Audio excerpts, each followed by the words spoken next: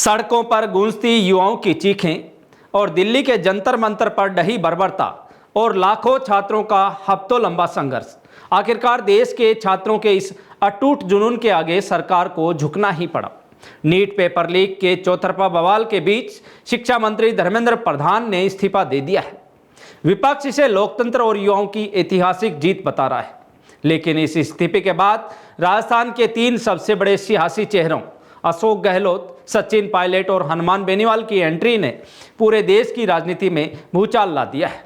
धर्मेंद्र प्रधान ने इस्तीफा देते हुए भले ही कहा है कि ये उनकी व्यक्तिगत प्रतिष्ठा का मामला नहीं है, लेकिन राजस्थान के पूर्व मुख्यमंत्री अशोक गहलोत ने इसे सीधे सपाट शब्दों में लोकतंत्र की जीत करार दिया है।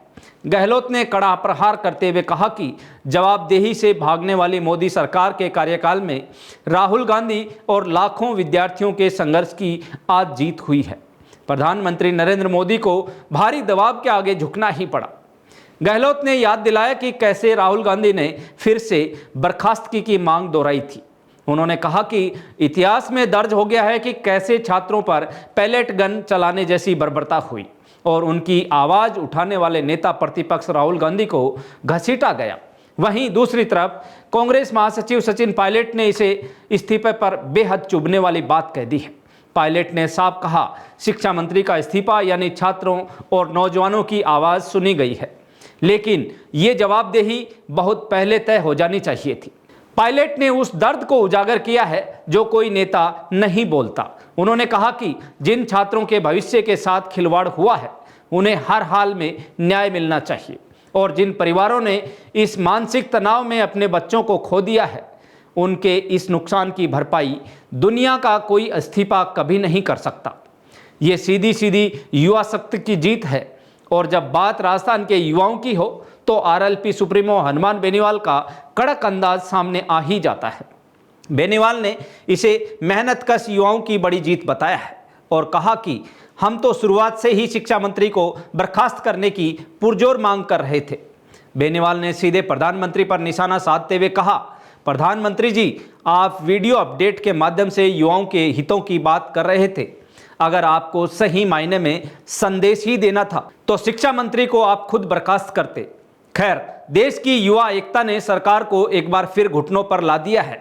धर्मेंद्र प्रधान के इस्तीफे के तुरंत बाद राष्ट्रपति द्रौपदी मुर्मू ने केंद्रीय मंत्री प्रहलाद जोशी को शिक्षा मंत्रालय का अतिरिक्त प्रभार सौंप दिया है। कर्नाटक के धारवाड़ से 5 बार के सांसद प्रहलाद जोशी पीएम मोदी के सबसे भरोसेमंद और कड़े प्रशंसकों में गिने जाते हैं। इससे पहले वे संसदीय कार्य, कोयला और खान मंत्रालय जैसे बड़े और पेचीदा विभागों को बेहद कुशलता से संभाल चुके हैं, लेकिन मोदी सरकार ने उन्हें ये जिम्मेदारी क्यों सौंपी?